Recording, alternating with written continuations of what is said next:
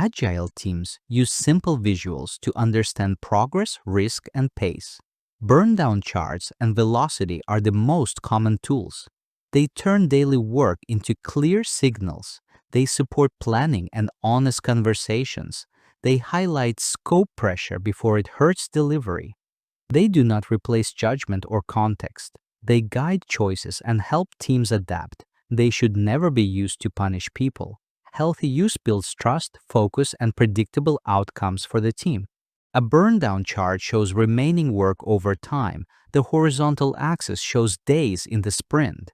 The vertical axis shows remaining effort. Teams use story points or hours, but stay consistent. The chart starts with total commitment at sprint start. It is updated daily after the daily check-in. It shows an ideal trend line and the actual line. The ideal line is a straight, even burn. The actual line shows what really happened. A steady downward line shows healthy, consistent progress. A flat line means no work finished, which suggests a blocker. A steep drop means several items were completed together. A sudden upward jump means scope was added during the sprint. An actual line above ideal suggests falling behind. An actual line below ideal suggests running ahead. Frequent zigzags may signal batching or uneven slicing.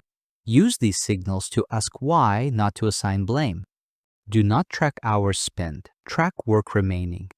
Do not change estimates during the sprint to look better. Always show scope changes on the chart transparently. Update once daily at a consistent time. Slice work so items can complete daily or near daily. Avoid counting partially done work as burned. Keep the chart visible to the whole team. Use it as a prompt for problem solving in the moment. Velocity is the amount of work finished each sprint. It is measured in the team's estimation unit. Only completed items count toward velocity. Use a rolling average over 3 to 5 sprints. Expect variation because work and context vary. Velocity reflects team capacity, skills, and constraints. It is a descriptive measure, not a target. It becomes stable as the team stabilizes its process. Stability improves planning, accuracy, and confidence. Sum the remaining backlog in story points. Compute the average velocity across recent stable sprints. Divide backlog points by average velocity to estimate sprints. Add a buffer if volatility is high. Use a range, not a single date when communicating.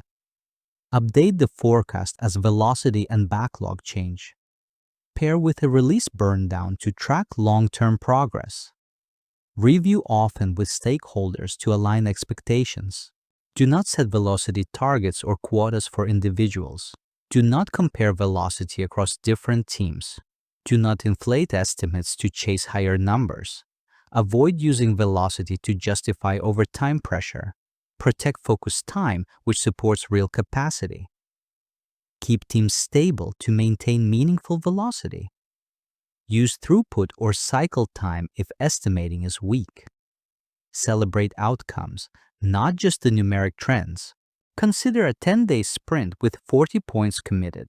The ideal line burns 4 points daily. The team tracks remaining points each day. Mid-sprint, the product owner adds 4 points of scope. The actual line shows that jump clearly. Here is a simple daily view. Day 1, 38 points remain, slightly above ideal. Day 2, 34 points remain, back on track. Day 3, 34 points remain, progress stalled. Day 4, 30 points remain, work finished in a batch. Day 5, scope added, 32 points now remain. Day 6, 28 points remain, recovering pace. Day 7, 24 points remain, below ideal now. Day 8, 18 points remain, strong progress. Day 9, 12 points remain, still healthy. Day 10, 6 points remain, carryovers likely. Flat lines trigger a quick blocker hunt and removal. Upward jumps trigger scope discussions and trade-offs. Frequent batching prompts smaller slices and better flow. Slipping trend prompts early renegotiation of scope. Velocity drops prompt checks on interruptions and quality. Use daily check-ins to update and inspect the chart. Use retrospectives to adjust process and teamwork. Keep decisions visible so learning compounds every sprint. Burndown charts show remaining work clearly and daily. Velocity summarizes completed work across sprints. Together, they improve predictability and focus. Keep metrics honest, simple, and widely visible.